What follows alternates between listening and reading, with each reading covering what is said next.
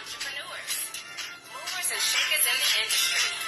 Welcome to the People of Power Show, hosted and created by London. Okay, so now you can. Oh my God.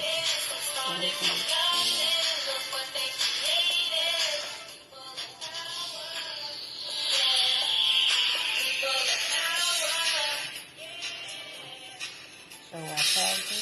The People of Power Show. All right. Hold on 1 second. Let me get everything going on. Hey, everybody who's joining. One moment. Let me read you. So it'll be on your page. Yes. Okay. There you go. So now everybody's on. Everybody's on. Hey, everybody. Thank you for joining us. I got a Chauncey on my left.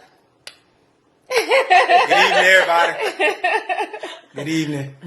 I'm going to say Sean. Is that okay? It's okay. Because, I want to mess it up because I know it's okay. Okay. That's fine. Okay. Hey, everybody. Thank you for joining. I'm just going to do a quick plug. Hey, Casey, somebody saying hello, my big cousin. bro. Okay. Yeah. So what we do on the People of Power, just letting you know, we actually talk to the people as well, too, because we want to make sure that they are part of the conversation. Mr. Taylor, you're getting some, you're getting some love. So for the people that don't know me, because your peeps will be learning who I am and vice versa, I'm Kitty London, host and creator of the People of Power Show. Every week I sit down with entrepreneurs, movers and shakers, CEOs, people who are doing amazing things in the community. And I told you all I was going to talk about Amendment 4. That's been something that's been near and dear to my heart. When they put it on the ballot, I have been protesting and saying we have to vote Amendment 4 yes, because it affects people's lives in such a positive way. I think it gives people, let's say, a reset button when they feel that they're part of society. So I just wanted to thank you all for joining me today. Thank and you. It was so important for me to get a woman and a man because, when we tend to think, sometimes people have stereotypes when they think of, let's say, people who do felonies. They think, we're supposed to look or talk a certain way.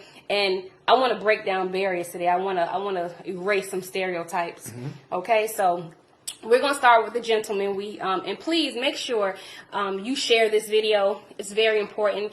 It's going to affect somebody that you know. It may affect somebody that you know later.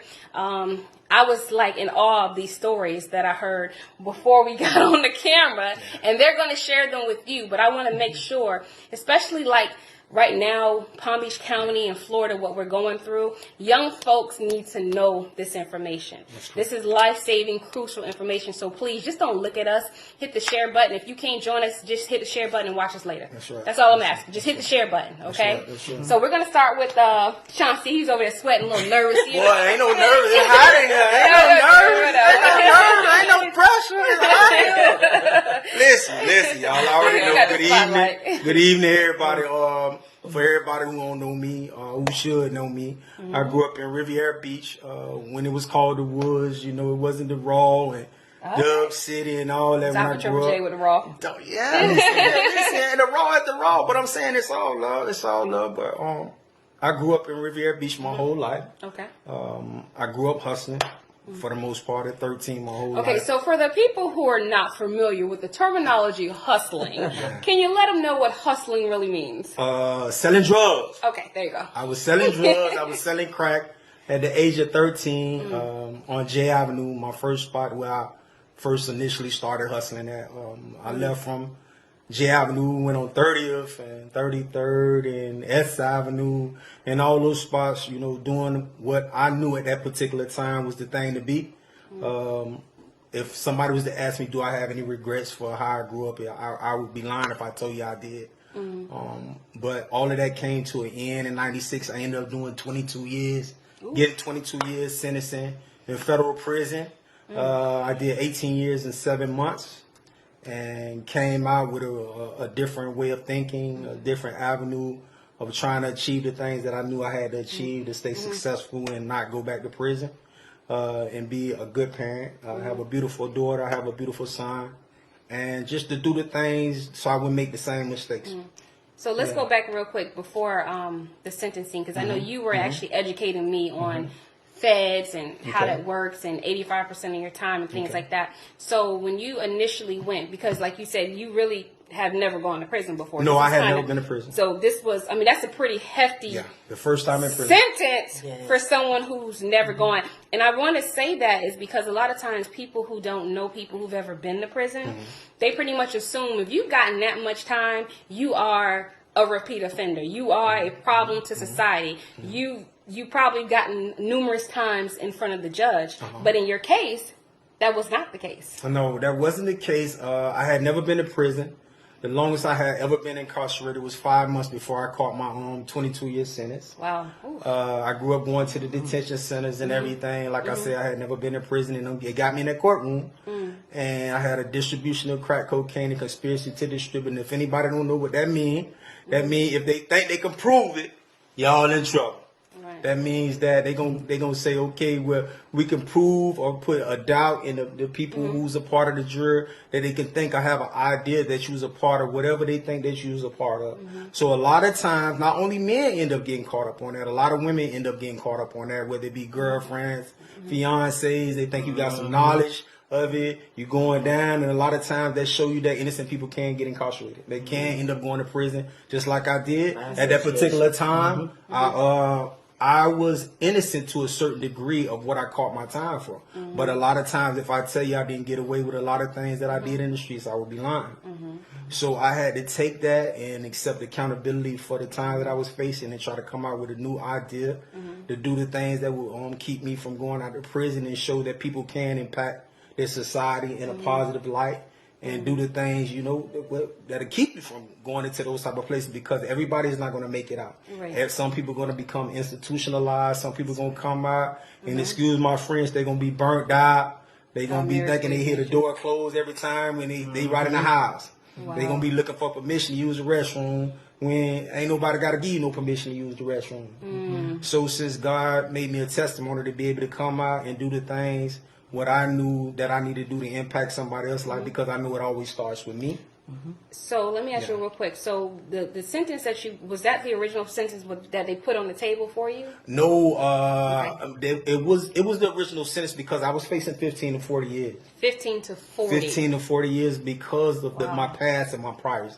One thing about it, if you don't know about the feds, we think that when we go to the county jail, we getting time served or whatever. When you get picked up by the feds, they use all those same things that you say, okay, well, I did 5 days and got out. I did 10 days and got out. And then the feds come snatch you up, and they're going to use all those charges. So even though I had never been to prison, they made me a career criminal. Wow. So when I went to trial, because I didn't have no chance, I didn't have no other thing but to go to trial, because the people was like, That was actually, was that a plea or you went to trial? Listen, the people say it wasn't no plea for me and my co-defendant. They wanted information. They say if you're not going to give any information, you're going to trial. And I had a real file them out. And Federal Celicia. She's asking my homeboys know how I play. My homeboys who really know me, they know how I am. Everybody had their own life. Everybody had their own testimony. Everybody has their own option on how they use their life. My mom tell me, if you make your bed hard, you got to lie in it. And so when I was faced with the 22 years, even though it made me buckle a little bit, you got to suit up or boot up. That's how it goes. So let me just ask you a quick question, because that's a lot of time. Yeah, I mean, that's like you said, that was half your life. Correct. I went to prison when I was 21 and I came out 41. Yes, Lord. 21, they gave me more time in prison than I was on the earth. And to come out with a different mindset, so I wouldn't make the same mistakes, because what may be sane to one person may be insanity to the next person, but I knew it was insanity for me to do 19 years and know if I get another charge what it's going to be when I got homeboys and they're doing life sentence. So what kept you going? Like, what mentally? The thing that kept me going was my spirituality. Okay. I met a brother who hadn't been in prison like 24 years. He was in there for home invasion and murder. And he gave me a different outlook and perspective about my spirituality, on how to be respected on one foot, like when you was doing wrong, and try to be respected on the foot where you're doing right, where you don't have to continuously look over your shoulder, and just be able to impact people's lives. And I know I'm my mom's only son, and I didn't want to leave my mom. Wow. Yeah. Wow. Yeah. I know that hurt her. Yeah, of course, and she is the lifeline. She taught me a lot of valuable lessons and a lot of valuable teachings But everything that I obtained while doing my bid was just, it was from brothers who was in the struggle, who was in there during that time. Right. And a lot of them, like say for example, a lot of people, I don't want to jump the gun and everything, but when I first went to prison, the ratio as far as in crack to cocaine was 100-1.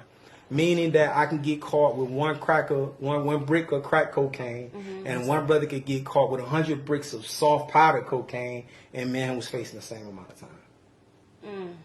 100-1. And the reason they did it like that, if nobody don't know, if you don't know nothing about the law and everything, they know that the majority of crack was being sold in people of colors, neighborhoods and communities and things of that nature. So it was targeted. It was a target. It was a target for people of ethnicity, and that's what it was. That's exactly what it was. So I'm a testimony because I know not many people can do that much time and hold on to their bearings. No. And just be a testimony, and I done did a lot of good stuff. And everybody who know me out there know I ain't just talking the talk. Right. Yeah. And you look good. I mean, you're in one piece. I mean, for you to do that much time, and that's why, for people, like you said, to people saying, I respect that, Paradise Graham. Please share exactly. I wanted people to get to know who you are as a person, because, like I said, a lot of times people will see you and they'll hear the time and they'll just automatically assume. But hearing your story, I mean, you're still a person at the end of the day. You're still one of God's children. You're still a person. You did what you did, but now you're giving back. And I think that's real important for people to know, because I think we're so judgmental at times that we forget that we are not perfect. That's correct. We do crimes, we just haven't got caught. Yeah, a lot of. I mean, let's keep it real. If we really want to be transparent, most of the people who are viewing, most of the people out there have committed crimes. Correct. We just haven't got caught. That's correct. So you did your time, and now you're out here. So I wanted to commend you on that. Thank you. So we're going to put you on pause real quick, and we're going to go to the lady. That's right. A lot of times, and that's why I wanted the lady, because we so used to hearing about these men doing all this stuff. That's right. But we got some ladies that done did some stuff too, right? The women of ethnicity. The women of color. I call it chocolate. All the chocolate in the world. All the chocolate people in the world. Okay. Yeah. All right, so we're going to tell you, look, she looks so innocent over there, right? Looks so innocent. Don't let that smooth taste fool you up. All right, so we're gonna talk about, let's talk about your story. You can give the people the background check and tell them, y'all mouth might open now. But my name is Rhoshanda. I'm from Cocoa, Florida. Okay, my story's a little bit different because I started out dating drug dealers. And I got sort of caught up because then I became addicted.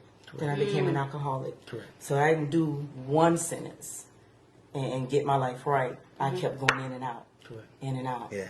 Like this vicious cycle, and you know about that cycle. It was a cycle. Yeah. So I spent, and I like to tell people, I went to get high one day and stayed almost 30 years. Wow. That's it. That's how powerful it was. That's it. And I just had to get sick and tired of being sick and tired. My parents were in the church. I was raised right. But we get a hold of that rebellious spirit. We're going to do our own thing. And that's what I'm grown. I'm going to do this. This is my life. I'm not hurting you. And I spent like almost 30 years on and off drugs. All the way to the point of being homeless. One day I got sick and tired of being sick and tired. Being shot at, stabbed, from pillar to post. Ooh, shot at and stabbed. Right. That's a story. Definitely. Promiscuous lifestyle. And I'm like, this is not what God has for me. And something deep down on the inside of me is like, enough is enough. So one night I was walking around and I felt like I didn't have anybody. You know how that is out there. I felt like I didn't have anybody. And I cried out to God. I cried out to God. That was my connection. That was my lifeline. And I was like, okay, God, you said you was going to deliver me. An hour later, I went to jail. I got arrested. Now, prior to that, I had been to prison twice. How much time did you do? The first time I went to prison, I did 2 years. 2, okay. The next time I did a year. Okay. Yeah, because I didn't want to do county time. You know how that is. I was like, just send me back. Just send me back. That's right. It's easier to, And more comfortable. And so I actually said, okay, God, you said you was going to deliver me. An hour later, the police came. I got arrested. They thought I was crazy because I said, God sent you. They thought I was crazy because I said, God sent you. Right. Because this was me. And I got arrested. I went to jail. This was 9 years, 9 months ago. I never looked back. That's right. Never looked back. I had a made up mind in jail. I started telling women, you got to believe life is going to be different for you. You got to get a different mindset. You got to change your mind right here, right now. you got to do something different when you get out. Well, tell them that. God had already started using me. Yeah. While I was locked up in jail, I started ministering to women and telling them, you can't leave the same. You got to do something different. And that's what I did. Okay, I got out. My parents didn't believe I was going to do the right thing. Because I've been lying all my life. Like, I'm going to get off drugs. I'm going to stop drinking. I'm going to stop smoking. I'm going to stop doing this, doing that. So they didn't believe me. So I had to do what I had to do. I joined the church. After they saw me walking the walk and doing the right thing for real. Then they opened their home back to me. I got my AA in education. Okay. AS in paralegal. Okay. I got my bachelor's degree in human services. Oh. I never look back. That's correct. I never look back. What God has for you is for you. That's correct. And see, what you just basically said, that was rehabilitation. Because At its finest. Right? At its I mean, she was I like, had to go I got through what my I went AS, through. I got my AS, I got my bachelor's. And this is why this is so important to get people's story. Because a lot of times people sit back behind a computer and they judge. Yes. They said this person did a crime, they're animals, they don't belong here, they shouldn't have rights like we have, how dare they? But when I hear your story, it just sounds like somebody who was broken, but they got repaired. They forced us to persevere. That's correct. Yeah. I want my life back. And this is how I want it. Yeah. So, my turn. Yeah. so when you got out, were you thinking about like, I want my rights back. I want to vote. I want to, I want to take this label off of me. What were you thinking? Listen, when I came home, I wasn't even worried about no rights. I wasn't trying to vote. And right now, when they talk about Amendment 4, everything is good. All of that is a blessing, because a lot of people on that, but me, this is just my personal opinion and my perspective on things. The reason I decided to do what I felt the need to do is because I knew that it had to be a better way. If I tell like people who know me, if I was to tell you that I didn't enjoy every moment on them streets, I would be lying. I felt like I was a celebrity. I had it in my mind. My mind was so crooked and it was so wrong, and the way I thought was just so backwards that I had it in my mind that I took that statement to heart where they say I'm gonna ball till I fall. I'm gonna ball till I fall. Listen, them people can come with whatever they gonna come with. I'm gonna do me 5 or 6 years, and I'm gonna come up with another plan to sell some more crack. Because I used to love it when I go in the mall and jump out them cars and all the people tell me, "Hey, Chauncey," and I say, "Hey, that's right. What's up? What you need? Whatever." I knew them people. I would never just say what I thought I wasn't going to go to prison. I knew I was going to prison. I knew I was going to go to prison. But when you think of the difference from going to prison from 5 to 6 years and saying, "Okay, I'm gonna do this for 5 or 6 years to come up with another plan," and then when you go to the feds, and then it ain't no 5 or 6 years. Them people, they don't even announce the amount of time in feds like they do in state. Them people say, "Chauncey, tell her I sentenced you." I'm standing at the podium looking dumbfounded. Them people say, "Chauncey, tell her I sentenced you to 262 months in the Federal Bureau of Prison." I'm up there adding and multiplying and subtracting, and I still got time. And the only thing I hear my mama and my son, mother cry, oh, and I'm like, no, what? I'm standing up there with an expression like, dang, I didn't kill nobody. I would have came out with less time with a murder. That was my mindset. That was my mindset. But like the young lady said, everybody's testimony, some people make it, like I tell people all the time, some people make it through their testimony. Some people aren't able to overcome their testimony. Some people make it through their testimony and do the same thing over and over and be consistent with doing it because they know no other way, or they seek out no other way to try to better themselves. So now, when I came up with the mindset, you asked me, was I thinking about, what the laws, what I think about this and that? No, it was just me and impacting my life so I can impact other people's life. Right. So I could lead by example. And then I always wanted to be respected. I was respected when I was on the streets. I was respected on the street. You get what I'm saying? I wasn't looking for no problem, but I wasn't ducking no problems on no street. I wasn't looking for nothing. I was about my money. That's all I wanted to do. I wanted to just get some money and stay out the way. But then I never had work before. I never had a job before. I had one job. I learned how to do custom cabinetry. And my family will tell you this. And I worked for some Italians. And I wouldn't have never even worked that job if I wasn't on probation. Wow. I wouldn't have never worked that job. But God is good to me. And people who know me, see me on my page and everything. I done spoke at the University of Miami. I done been a part of the mentorship programs of the boys and girls. I done been a part of the mentorship program at the Urban League. I done spoke at detention center. I done put stuff on my Facebook page to show people what they can accomplish, because like you and I was discussing, like people, like me and her was discussing, and like we was discussing, if people don't think that you actually led that life, they're not going to listen to you. No, right. But they listen to me. I still ride through the hood. People who know me, I ride through the hood in my car every day. And I tell them, you know what I tell them? I say, man, I love you, man. They say, dang, OG, why you tell me you love me? I say, I need to tell you you love me, because your homeboy going to tell you he love you, and he going to tell him as soon as you get caught. Right. So you think, do you ever think sometimes, like, because I know you had time to kind of process the things and the mistakes you made, and if I would have did this differently, because I think most people go through that. I never did time. Never say I'm not going to never do time, because I don't know, you know, but I'm just going to say that. But your energy that you put, let's say, for example, hustling. Okay. You were you organized well. Of course. You were obviously a leader if you ran. Of course. So when you think of that, like that same energy, for the guys that are looking now, the young guys that were looking, that same energy that these hustlers have. Okay. Can they turn that into something that's going to be beneficial to them in a positive light? Because I feel like this: if you're a hustler on the street, you could be a CEO, you could be a business owner, but you're running an organization. You just need to flip the illegal and take that IL off to legal. Yeah. But it's the same energy, because I'm like, some people who commit crime, like these people are who could think of some of the things that people do, but I'm like, why do you think it becomes? You think it's the fast money aspect of it? To do the illegal stuff, like the selling the coke, because I'm sure you were making some great good money. Great money. As far as every night. I used to love the fast money, right? Okay. And to be able to put the ingenuity as far as in doing right, just like when you was doing wrong, it's you got to look at it from a whole different part of the spectrum, right? When I was in prison, everybody in prison is doing the same thing. So if I'm talking to a youngster, I'm gonna tell him first and foremost, you got to be able to stand on your own too. If you caught up in doing what everybody else doing, like I tell you, if I put more emphasis on what you care about me than what I care about myself. If I'm not able to overcome those obstacles and be able to stand on my own too, you know, my homeboys used to tell me when I was in prison doing all that time. And one thing about it, I didn't see myself transforming into the person I am today. I knew I was working toward it, but I wasn't looking at myself like that. I'm just trying to do the right thing, what I felt like I was ready for me to do. My homeboys used to tell me all the time, man, Chauncey crazy, man. That time I got the Chauncey. And I'm like, listen, I'm not the crazy one. Y'all the ones still out here on the yard. Because you were evolving. I was evolving. And a lot of people, if you're not able to stand on your two, you won't be able to evolve, because with change, it comes, it's hard for change. Yeah. Change is not easy.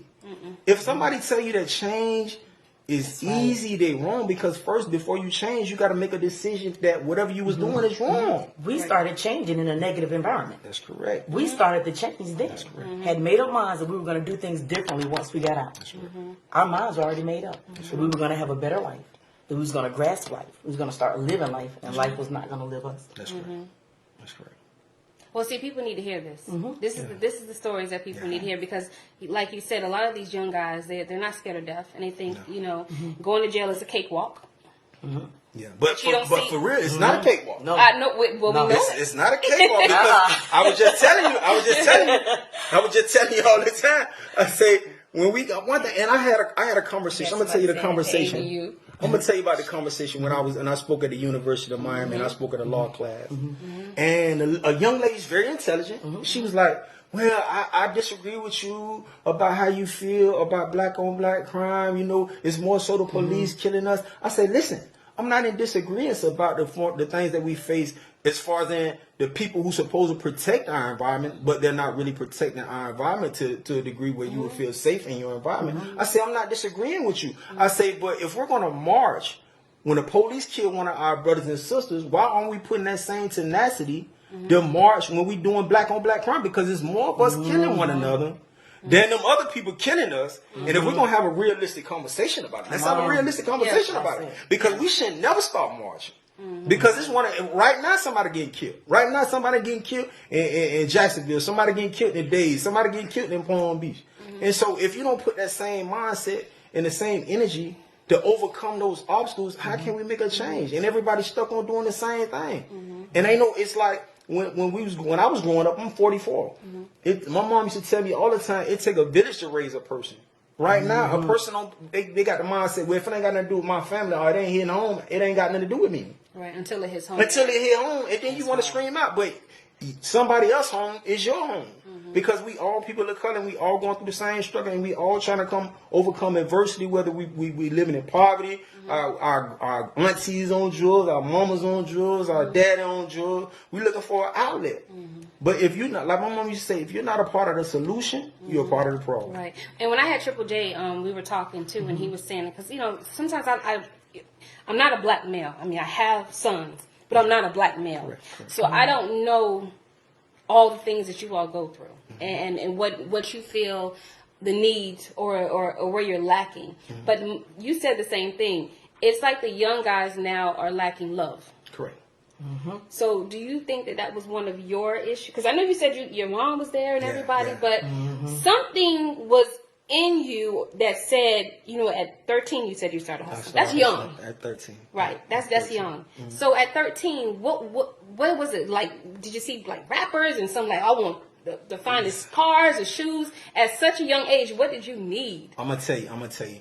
I came up with an allowance in my mom's house. My mom always had me with chores. I learned how to vacuum. I learned how to clean dishes. I know how to do all of that. But one thing, if a person is not able to overcome your environment is going to dictate your behaviors. What I mean by your environment is going to dictate your behavior. If I grow up in a community, well, regardless, my mom she's an excellent mother. My mom is my baby. My dad, who raised me, is more of a father than me than the man who I'm named after. But when I come out of that household, and all I see is trapping. My homeboys got them drop cars. My homeboys got all the girls. My homeboys grilled up. They got them nice cars and everything. When I'm seeing this on a day-to-day basis, that's all I'm inspired to become. You put the flip side of the coin. If you got little Johnny or little Timmy coming out the door, well, all he's seeing is people going to school to be doctors or dentists or lawyers. That's all he know. That's all he know. But now, one thing about a man develops his own mindset. And if you're not able to develop your own mindset, any environment I go to, I'm going to do whatever they're doing in that environment. The other flip side of the coin is when you develop your own mindset, I can get put in any environment. What he's saying right now is why we shouldn't have projects. Yeah. Because all the communities should be mixed.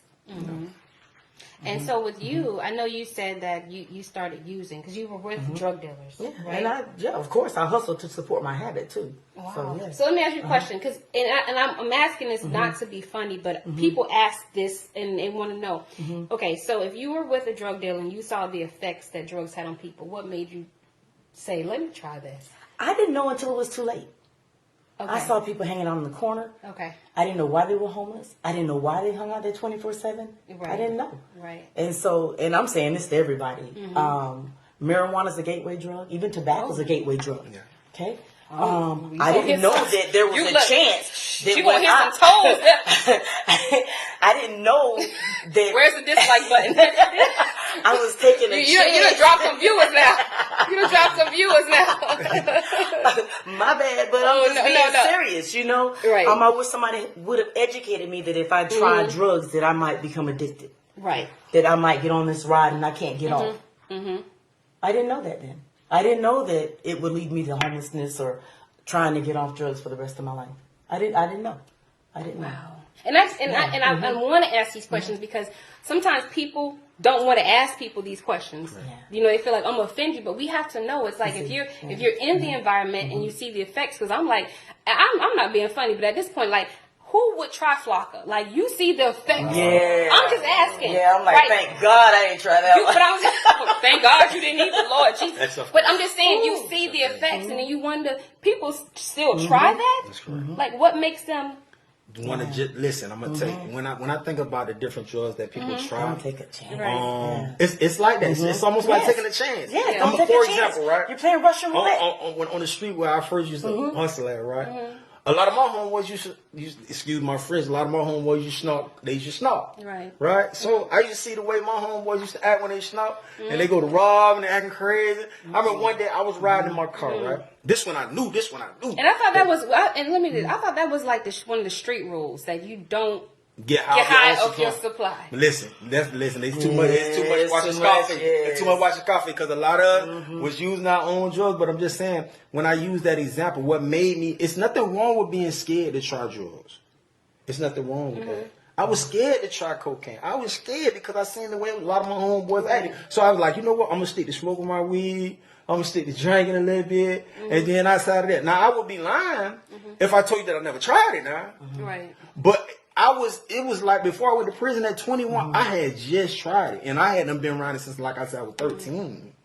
And I was scared to try it. But a lot of times, peer pressure is something serious. Yes. Peer pressure is something serious. Now, I don't think it's no joke, but when all my homies, if all us, we linked up and we hanging out and everybody passing the plate around, or somebody say, man, this is the opiate craze, man, take this, let's take, because remember before it was Flocka, and it was ecstasy and all that stuff. I was locked up for all that stuff. Right. And then so when I'm in prison and my homeboys coming in telling me the stories of what they experienced when they take Ace, I'm like, man, these dudes, excuse my French, but they sound like some excuse my French, they sound like some junkies or something. I don't know what. Right. How hustlers do that? That was What they do French, that? though. I was ready for another word, but Yeah, what I'm saying? Like, what they do? You know, I'm just saying, I don't want to offend nobody. I'm just telling you how it is. Right. You get what I'm saying? So I'm like, why would you want to experience that there? But like I say, peer pressure is something serious. If that's the end drug, and you supposed to be an end person, when they pass the peel around and when they pass the plate around and when they pass it with air around, if all your homeboys doing, if you ain't able to stand on your own 2 feet, you gonna do whatever they doing. Right. And that's how a lot of dudes end up in the game. And like they say back in the day, they say the street ain't for everybody. That's why they made the sidewalk. Because it's consequences. It's consequences out here. Yes, Boy, listen, when I was in the streets, the people hadn't already told me. I got people in my family who was selling weight from when I was young. They say the 4 things you face out there in the streets: jail, institution, prison, and death. That's it. And I was willing to face all of them to get that money. Do you think that, and you just answer yes or no, whatever, do you think that prison rehabilitates people as they put it out in the system? You have to want to be rehabilitated when you go to prison, because they offer different programs. They offer even drug rehab. They offer you education, but you have to want it. There are people that go to jail, prison, and they stay there for their entire time and don't do anything to better themselves. Won't even take a GED class. Okay. Yeah. Okay. So it's an individual thing. It's on an individual basis. You gotta want something better for your life. If you don't want anything better for your life, like she was saying, I'm gonna piggyback off what she was saying. I changed in prison. The reason if you're able to change in prison, where everybody, like they say, when in Rome, we gonna do like the Romans do. If you're able to change in the belly of the beast, when I hadn't made up my mind, if I'm able to change in here, this is the easy part. That's right. This the easy part, because in prison, it ain't no options. All my homeboys who've been in prison, they know ain't no options in prison. You waiting on somebody to send you some money. You gonna get it off the muscle. You gonna hustle in there, whatever the case you may be.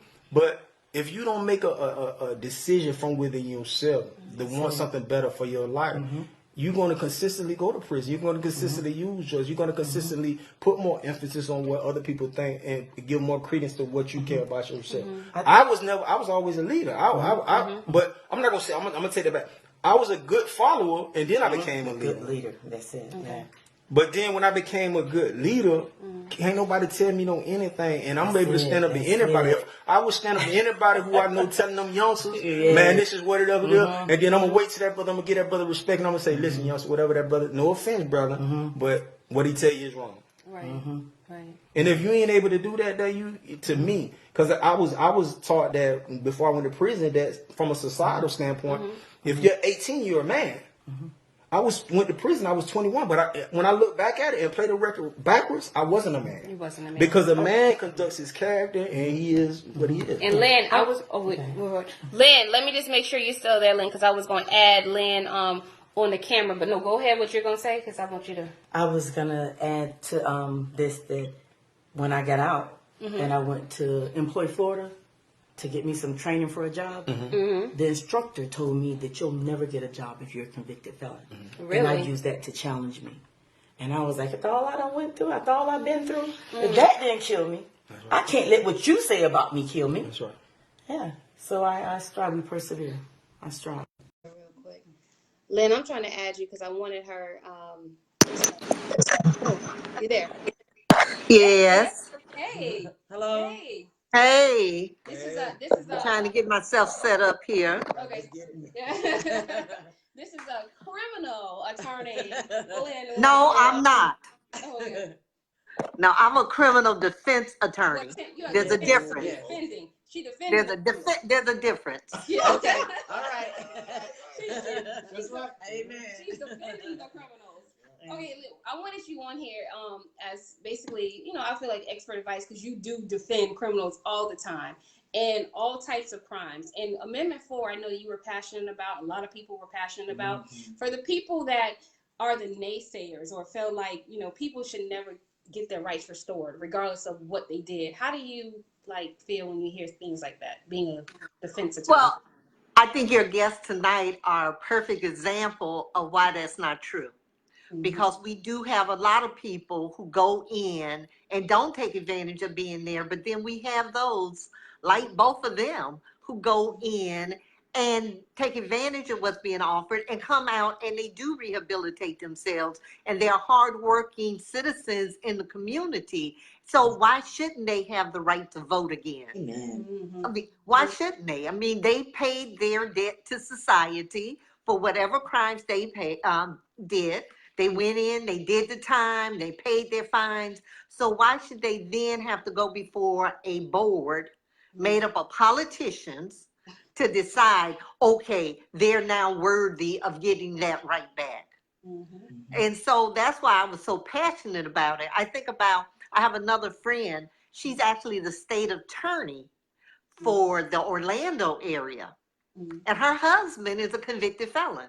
Wow. And when she won 2 years ago, he couldn't vote for her. And so, and he's a father, he's a good father, he's a hardworking man, and things of that nature. It just does not make sense that we would deny something to that. And when you look at it, it's a lot of our people. Yeah. That, that are being denied. Now, it was interesting because I heard Chauncey say that when he came out, he wasn't concerned about voting. And that is one of my fears, that we now have the right restored, but that a lot of people who have come out are going to feel that way. Like, okay, but I really don't want to vote. Right. So I think it's going to be important for us to get out to them how important it is for them to take advantage of the right that's been restored, because it does make a difference in their lives. That's true. So I thank you. I wanted to get, because I know, like I said, a lot of times, and you worked for many years defending people. So you've seen the good, the bad, and the ugly, and everybody who has a felony record is not a monster, is not, unfortunately they're labeled as criminals, but they're great people. And a lot of them come out, and like I said, I'm sitting next to two great people. And I wanted to do this show because there was a lot of backlash or back talk. People felt like, well, you did the time, or you still shouldn't vote no matter what. And I'm like, but these are people we're talking. These are not animals. These are human beings, and they pay their taxes. So why shouldn't they be able to vote again? I mean, right.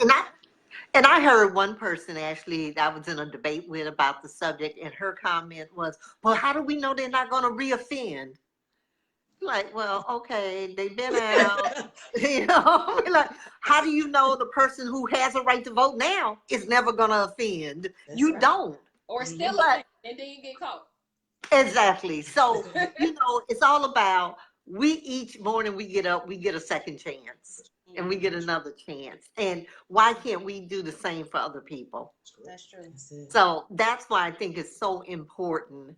But the one thing I think we need to realize is just because Amendment 4 passed does not mean that every felon can run down to the supervisory election and say, hey, I'm going to vote. Let me register. There's going to have to be a process put in place as to what documentation is going to be necessary to show that you have done all of your time, what document is going to be necessary to show that you've paid all of your fines. And there's going to be a process, and it may take a little while for that process to fully go into place. Right. So it's not something that's going to happen. All it really means is you don't have to go before the clemency board anymore. Right, because you have to wait, 7 years, right? Before you. It was 5 years, I believe, and then before you could even apply. And then there was a backlog of about 5 years That's it. on those applications. So that's done away with.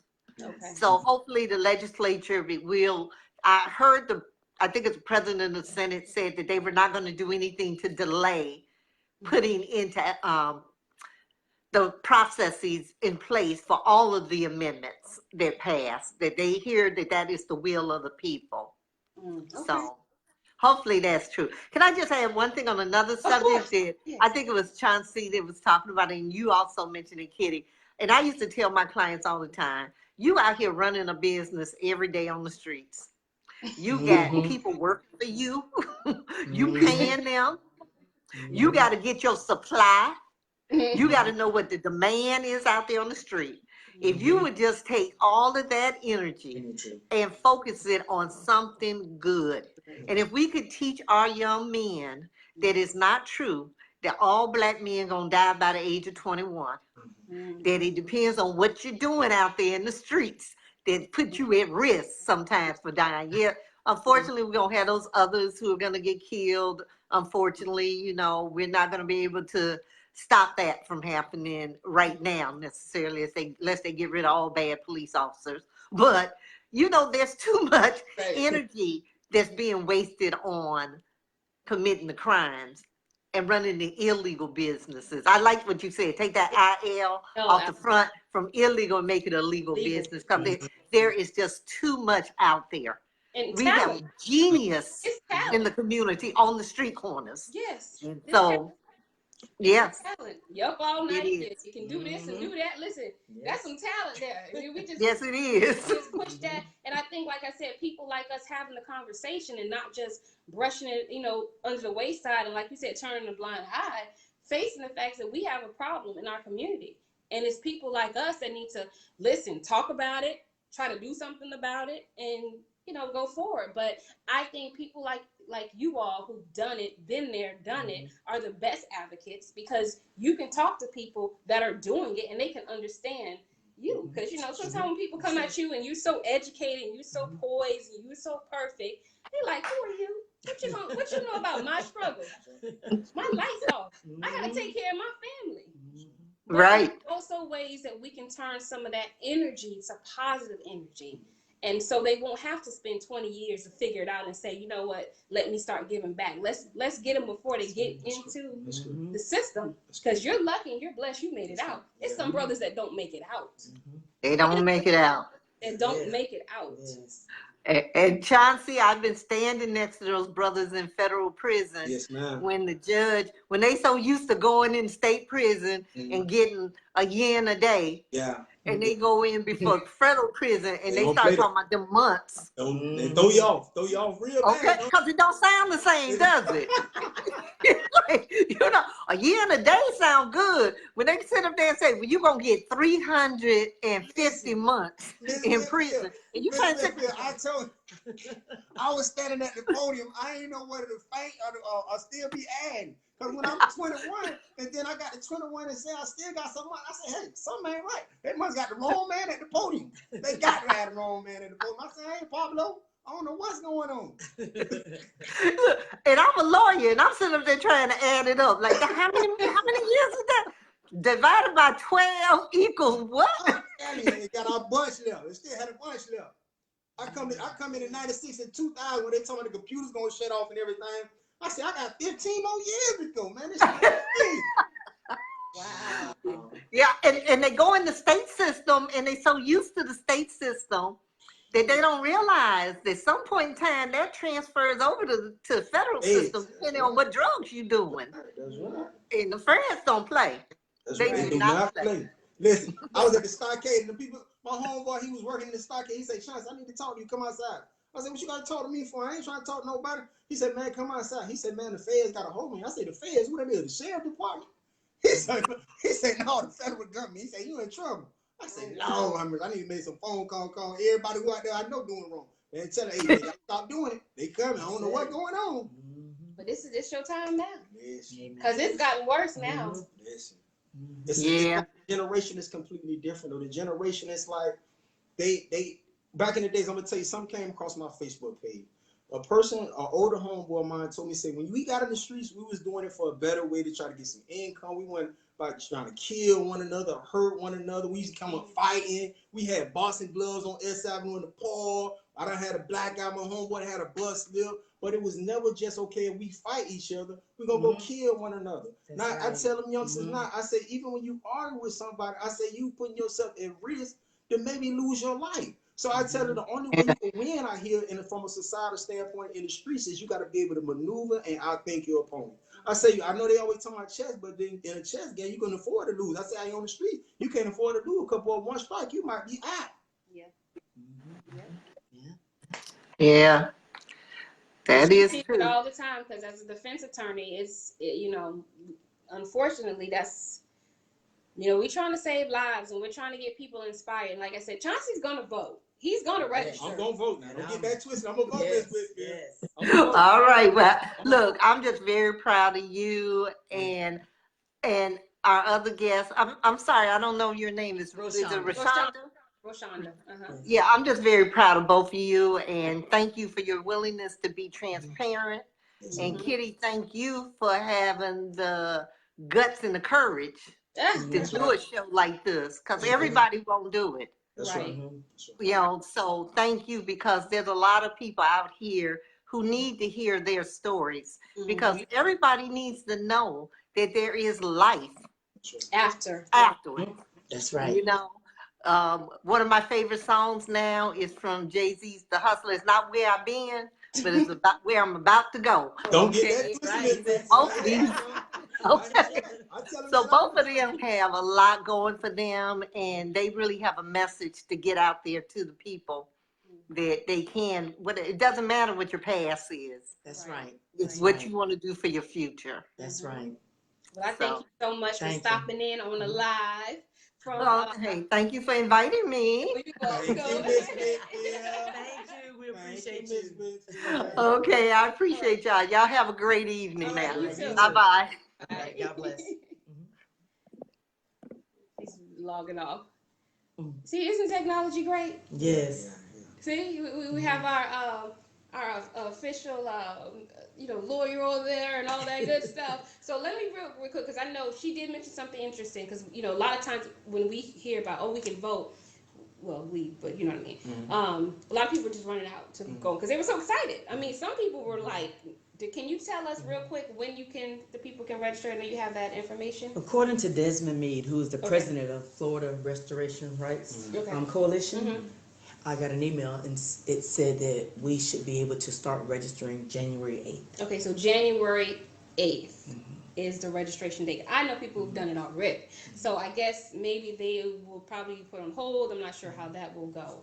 January 8th. But January 8th, if you have a non-violent felony, and just like Attorney Lynn said, if you paid it can't be murder, it can't be sex crimes. Right, and if you paid all your stuff, and because I guess they're gonna have to get their money.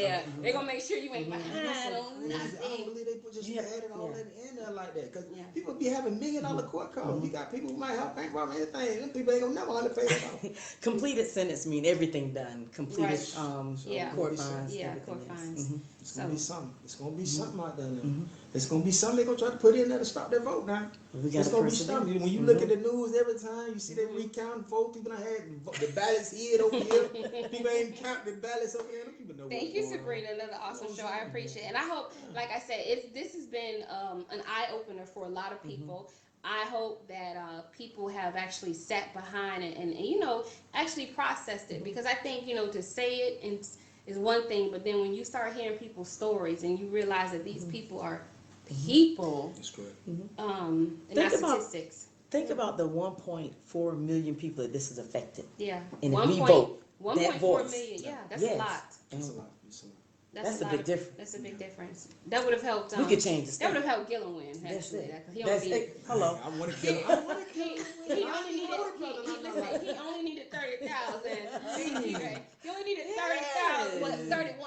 Because he only needed 31,000. I don't even know the brother I was person. like, I if want to go out all and the vote. felons would have just voted for him. You know they would have voted for him. You know they would have voted for him. Well, and see, I think that's another reason why it took this long for Amendment 4 to pass, because it had been talked about for years, and it finally got. And that's what I tell people all the time. It's like, we do have the power. I know people always say my vote doesn't count. Obviously, it does because Yes. Amendment 4 was passed. Somebody's vote yes, counted, yes, yes. and you know, I don't want to say that. I was telling my family and friends, vote for me. Vote yes on Amendment 4. Right. Yeah. But you know, it kills me because I always say this: the people that can't vote want to vote. Most That's of them, it. not saying all of them, but the people that majority can will. vote They want to will. vote. The majority The will. people that can vote don't care about voting because That's right. we had like I think 13 million registered, only 8 million. So you got 5 million people who just didn't care. That's right. And my thing is this: I said and I would say this on the show. I believe when you don't vote, and if you don't vote for a certain amount of time, take it away from you. Because one thing is it's something about having it and not using it, but when you can't have it, it's something about then you want it. But you know what? You know what? You know what I'm saying? It's like I didn't care about voting until I couldn't vote. That's right. Yeah. And the thing I put on as far as piggybacking on that, why I didn't put so much emphasis on voting, but why I'm going to vote. What I'm talking about just for me, what my perception is.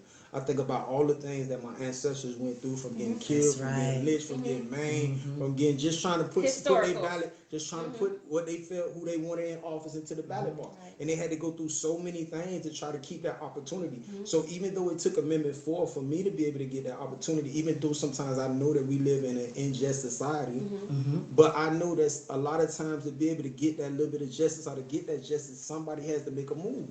So when I say make a move, somebody has to go put their vote in. It's not only you talking about it or complaining about something if you're not going to vote. If you're not going to vote. And from what I'm hearing, I don't know if it's true or not, and we'll do a fact check later. But I was hearing that also it not just voting, but it allows you to even be on a jury. It allows you to even run for office. And my thing is this: you know how they say a jury should be your peers. They ain't my peers looking like I haven't been to it, but I see and I'm always called for jury duty. I listen. I be like, sometimes I want a felon because I'm like, can I not be called for jury duty every year? Can they pick other people? But now I'm hoping that this will actually give other people an opportunity to serve on the jury because you've been through the process. You know what this brother, sister, whatever is up against. And I'm not saying give them a slap on the wrist, but at the same time, there's also that thing called compassion. That's it, yes. Compassion. And fairness. And fairness. A lot of them don't have. And fairness. That's just like I tell people all the time between the difference between empathy and sympathy. The thing is about sympathy is saying, okay, I'm sorry, I apologize, and things like that. But when you're empathetic, when you're showing empathy, you're showing that, okay, I'm putting myself in that situation to see what I would want done in that situation, or how would I want that handled, or if that was me, what information would I be seeking out? Right. And am I giving the right information? Am I trying to help the brother? The things what pushed me to become the person I am. I want for every brother, I want for every brother who stand up like I do, I want them to be treated how I would want to be treated. I want them to be taught to how I would want to be taught to. I call youngsters yes sir, and they say, why you call me yes sir? You older than me. I say because you deserve that respect. That's right, respect. If I want respect, I need to give respect. And age don't have nothing to do with respect. My mom used to tell me all the time. She said even a dog deserves respect. That's true.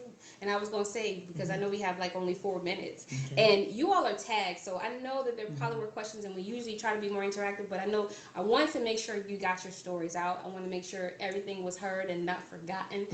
So if there's anything that wasn't addressed later, you can go through the news feed and you can actually, reply, because I know that there are a few comments in there that we probably didn't read. So I want, since we started with you, I'm going to end with. That's right. Well, we know what I mean.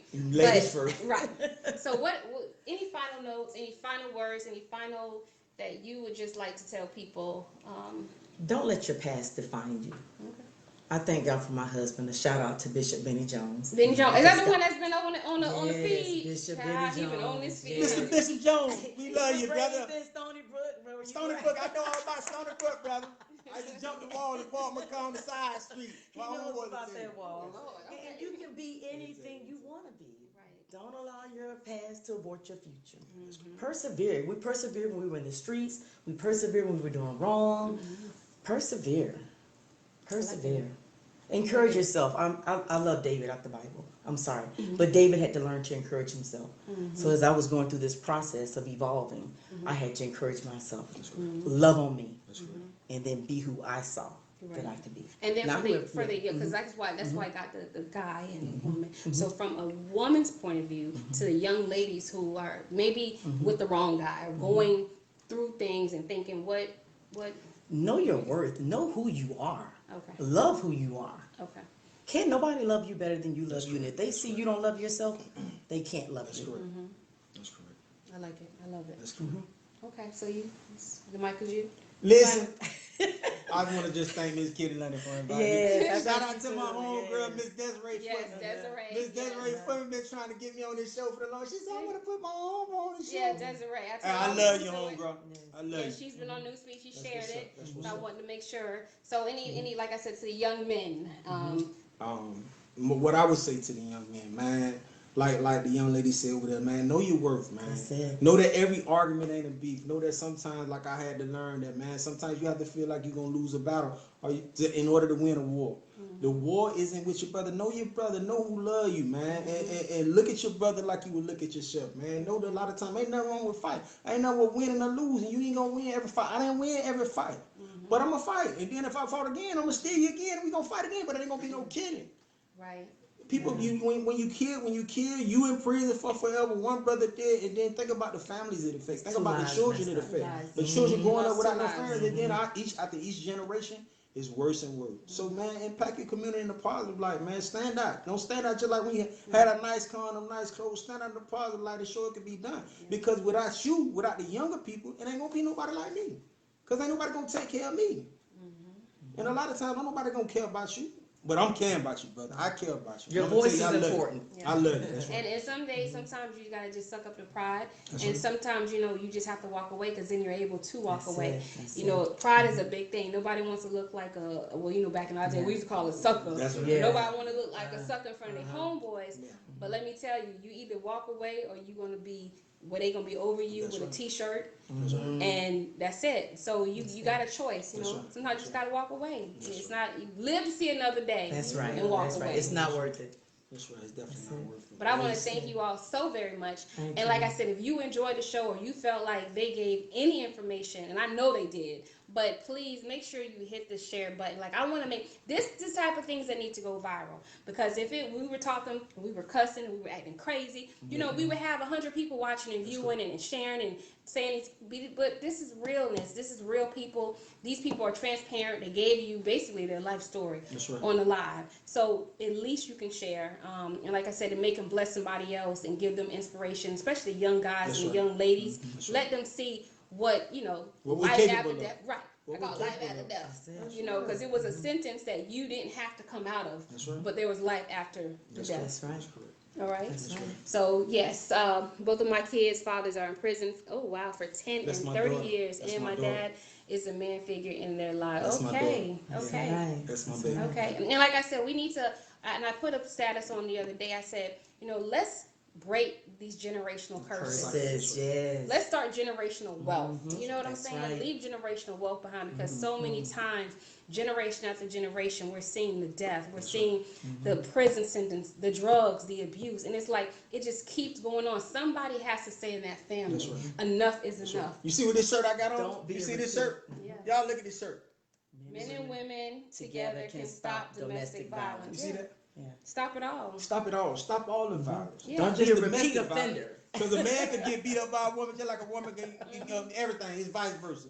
But just stop the violence. Just stop killing each other. Learn to love each other. Man. Oh, so what you said? I make T-shirts at 45th Street Flea Market booth. Oh, really? That's nice little plug, Advertising. Mario. Yeah. All right. Yeah. But I just want to thank everybody for joining, because I know you could have been anywhere else, but you was here tonight. Thank and it was a very positive show, and I'm sure, like I said, it's gonna bless somebody. So, like I said, please share it, because this video will be around way after we're here, and like I said, when people go back and see it, they'll see the impact that you all made on the community, because it's about giving back, and you'll be blessed many times. So thank you all. That's our hour. All right. Appreciate All right, you. so tomorrow I have Yolante Darling. We're gonna talk about some makeup and all that beautiful glam stuff. And y'all know how y'all women here about y'all makeup. I got my eyelashes on right now. Oh Lord. Oh Jesus. No, I ain't got That's my a whole nother show. But anyway, y'all have a good evening. Thank you for everybody that watched it, and please, like I said, hit that share button. Amen. God bless you. Bye.